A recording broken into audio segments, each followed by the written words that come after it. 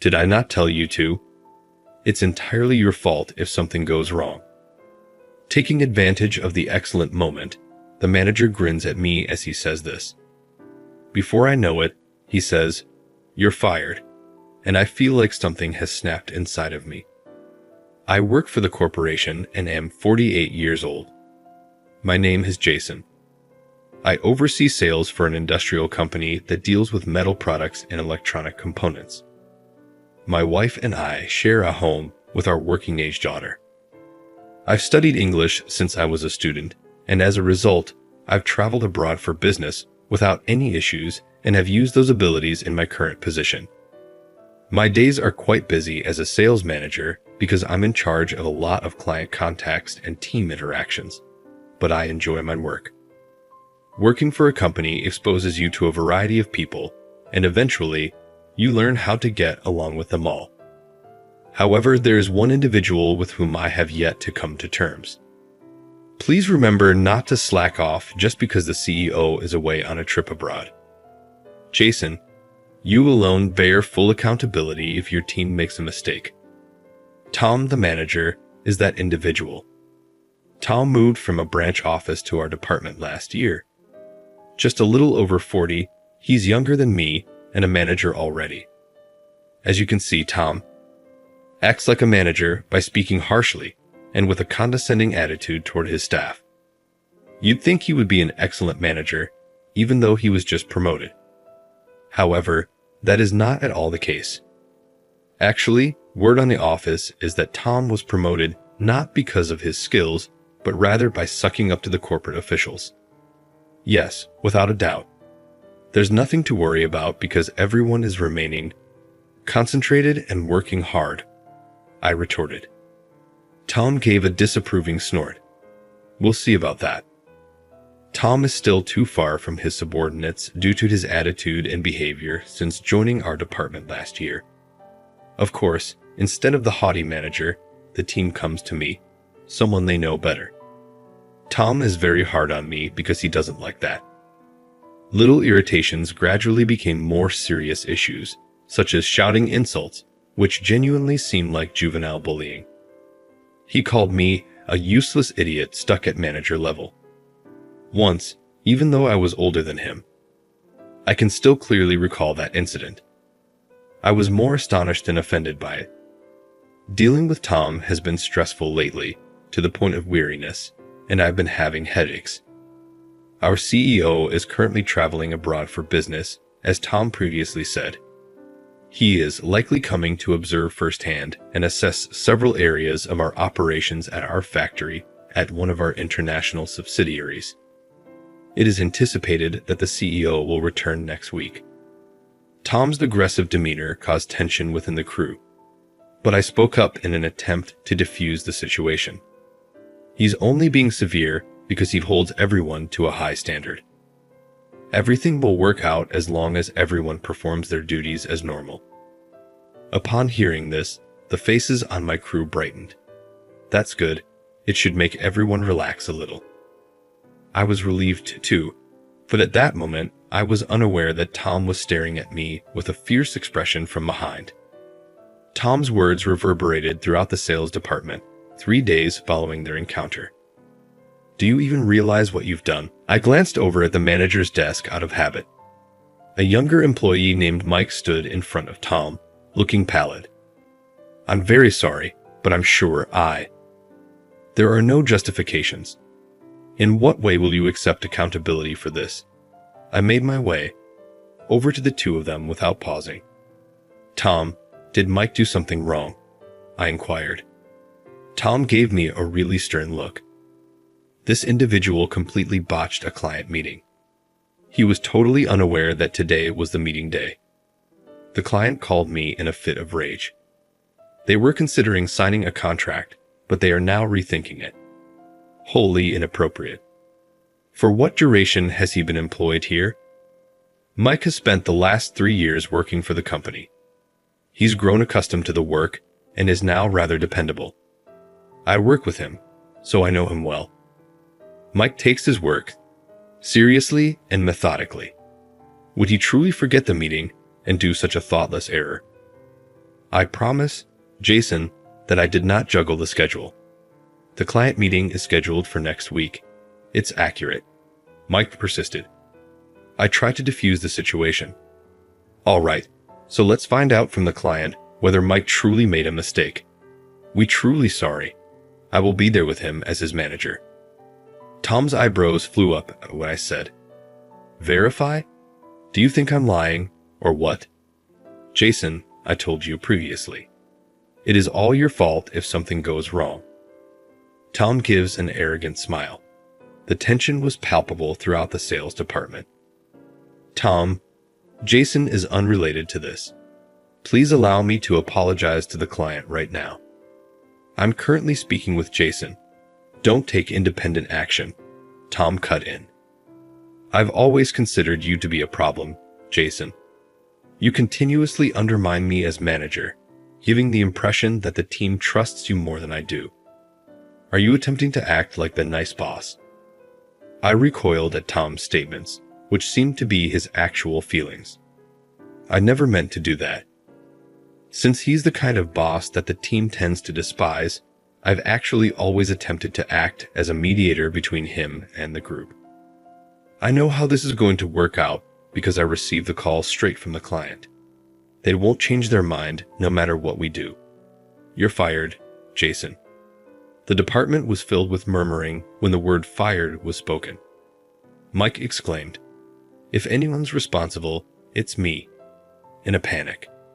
Tom was not listening, though. Rather, he continued to sneer at me. There was a strange feeling. Regardless of his managerial role, Tom lacked the authority to terminate anyone on his own, even if he had all this time to talk about it. My mind raced, but all the evidence pointed to the same conclusion. Tom had disliked me from the beginning. He was trying to force me out by using this as an excuse. Something inside of me snapped. Mike was still complaining, so I stopped him and shook my head slowly. I'll submit my resignation tomorrow. I see. I'll then own up to my mistakes and personally apologize to the client. Mike, please back off. It would only exacerbate the situation if you were to apologize to the client, who doesn't even want to see your face. Keep your distance from them. That moment, Tom had a smug smile on his face that I will never forget. Remember that this is not over. I told myself I'm not giving in to Tom. Tom narrowed his eyes satisfiedly, not understanding what I was thinking. I announced my resignation from my employment to my family that evening. Their response surprised me more than I had anticipated. I thought they might be astonished or perhaps dissatisfied. As I had anticipated, they appeared startled at first, but my daughter quickly grinned and exclaimed, "That's fantastic. Dad, I've always felt that you were working yourself too hard. Recently, you have also started complaining of headaches. I believe it would be wise to ease up for a bit. Yes, but it would be great if you contributed more to household chores."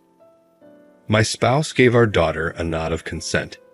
Since we both have full-time jobs, we can get by if you take things a little slower. Hey, don't appear so depressed as though everything is ending. Unwind a little. Their unanticipated generosity made me cry. My kid said, "Dad, are you crying?" "No, obviously not, but thank you," I said, averting my eyes. My wife and daughter's laughter could be heard. For the first time in a long time, I felt the stress melt from my shoulders as I was surrounded by my family's love. A few days following my resignation, an unforeseen event occurred. I was seated on the couch in the CEO's office of the company I had left behind. The CEO was seated on the couch across from me, and Tom was kneeling on the ground a short distance away. From the outside, it would have appeared to be a strange scene. Even though I was nearing the end of my allotted paid vacation, the CEO had personally reached out to me to ask if I might visit the office. To be honest, I didn't see why I should return, but I could see how the CEO, who had just returned from a business trip overseas, may be perplexed. I made the decision to leave because I felt a little bad for not saying goodbye in an appropriate manner after working for the company for so long. When I heard Tom's story, I was astounded. The CEO said, taking a quick, shocked glance at Tom, "I mean, what right did he have to think he could fire you?" The CEO had apparently come to me first thing following his return from his overseas vacation, and for very particular reasons. He inquired about my movements, to which Tom smugly replied, "I dismissed Jason in order to hold him accountable for the trouble that transpired during your absence. I've been dealing with that useless guy as a manager for a long time, since he's always all talk." Tom, or so I was told, described everything with a smug look on his face. I feel so relieved that he's finally gone. In a technical sense, I resigned, thus I did so voluntarily. But let's ignore that for the time being. The CEO's face became pale when he learned that I had left the company. The $23 million agreement is off the table without Jason. "What have you done, Tom?" Still in disbelief, the CEO inquired. Tom allegedly muttered, "What?" looking confused. It transpires that the CEO visited a company we do business with for a different problem while on his international travels. I had done business with this client in my early years because I spoke English well, and they had grown to be one of my most significant accounts. During that visit, the CEO of the foreign company had suggested a new agreement. Seeing the opportunity, our CEO wholeheartedly concurred. The foreign CEO did, however, have one request. "I trust your company, but Jason's character is the main reason I initially chose to work with you. I want him to handle this transaction once more." The CEO nodded cheerfully, not realizing that Tom had fired me. Of course. Is that accurate? Since I was unaware of this, I was equally shocked. But Tom just went white and murmured, "That's impossible." "Tom, you may not be aware of this, but since Jason joined the company, he has closed a number of deals," the CEO went on. "You are far from correct when you say that he is just all talk." The CEO's suggestive remarks caused Tom's neck to constrict, and he bowed his head in response. A quiet knock on the door occurred at that very time. Mike was the one who came in. "I asked him to come," the CEO remarked, "since he's involved in your resignation." Mike stared at the floored manager as soon as he walked in. Mike said, "I went to apologize to the client, even though the manager tried to stop me," as he passed an envelope to the CEO. I was shocked to learn something unexpected. The client's timetable matched my memory of it exactly. The documents that document my correspondence with their agent are enclosed in the packet. Tom jerked his head back. Mike gave him a quick look and snorted.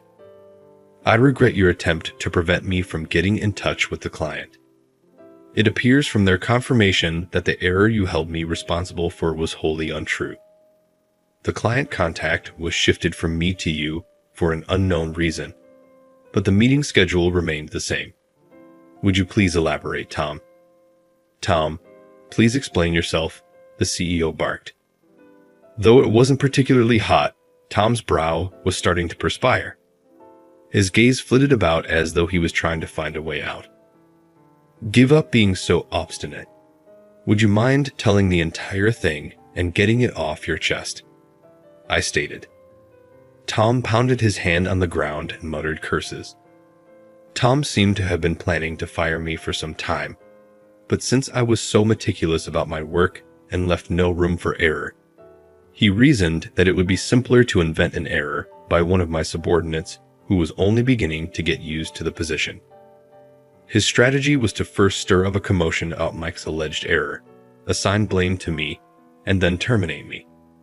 Subsequently, he would ensure that Mike refrained from interacting with the customer by devising an explanation, and Tom would take charge of the discussions.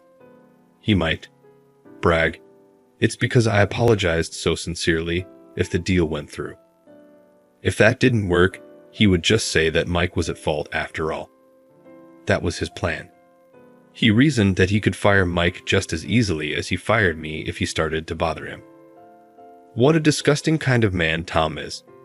Considering all the fuss Mike made, it makes sense that he didn't rush to have him go and apologize. My feeling had been just right. Jason would take responsibility if he thought his subordinate had made a mistake, Tom said. I whispered under my breath, pathetic. When Tom heard me, his temper boiled over and his scowl deepened. My role is manager. You're tracked at manager level, even though I'm higher up than you, and everyone still regards you like a huge deal. I am capable of doing my work as well. What separates me from you, and why? He babbled on about how no one seemed to value his hard work, and his voice gradually became more and more sad.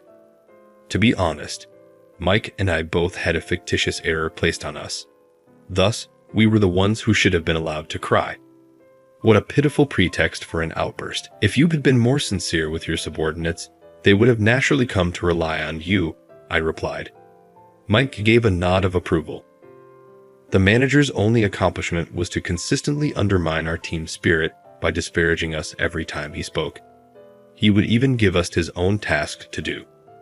Jason once spoke with HR on everyone's behalf, but Tom's influence prevented them from ever taking it seriously. Hey, give it up. Tom angrily glared at his subordinate, attempting to silence him. Don't just make things up. However, his expression turned nasty as he bent his head once again in response to my and the CEO's intense looks. After listening silently for a while, the CEO eventually said, That's sufficient. Tom, I get it all. Since I had heard you were qualified and competent, I granted your promotion, even though it is obvious that your personality is not a good fit for this position. I take responsibility for my tardiness in realizing that. Jason, Mike, I'm deeply sorry. The CEO got up and gave me and Mike a heartfelt apology. He would not move, no matter how quickly we attempted to encourage him to raise his head. I had been away from the CEO for a while and had almost forgotten that he detested dishonesty beyond all else. He was irritated not only with Tom's behavior, but also with himself for elevating Tom to manager. Tom was still staring down when I turned to face him. You know who you really owe an apology to. After a while, Tom clenched his teeth in frustration, put his hands on the ground, and mumbled, I'm sorry, in a raspy voice. When Tom eventually apologized, I could tell he was still asking himself, why me? He was crying out of frustration rather than regret. You can never progress as long as you're stuck asking yourself, why is this happening to me? Regardless of where you go or what you do. Perhaps my remarks were too personal, as Tom's eyes grew wide and he began to scratch at his head. Tom was later let go with good reason. Both the HR personnel who fell under his sway and the executives who assisted him in moving up the ranks were held responsible and punished. I gave it a lot of thought before deciding to come back to the company at the CEO's request. Tom's erratic behavior was the cause of this entire situation. The CEO was not at fault. I made the decision to take a bit longer off because there was still some time before the overseas negotiation, and the CEO encouraged me to do so. My health had been declining, as my daughter had pointed out, so this was an ideal time to take a break. I'm going to get legal advice during my vacation with Mike, and I'm going to sue Tom for damages. I had already determined to get legal counsel on Tom when I initially made the decision to leave. You could have just quit for real, my wife and daughter argued, but I enjoy my job and don't want to burden my family. After making sure I fully heal, I'll be prepared to tackle the negotiations with all of my might.